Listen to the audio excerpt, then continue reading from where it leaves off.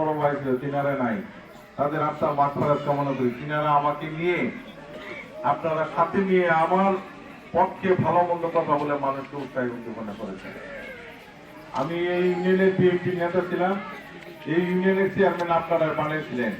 আল্লাহ রহমত, আপনারা চেয়ারম্যান বানাইছেন বিদায় চারিদিকে পরিস্থিতি করছে। এই পরিস্থিতির কারণেই কিন্তু এখন আগামী দিনে মুক্তাগাছা বিএনপির অনেক বড় দায়িত্ব আমাকে দিয়ে রাখছে।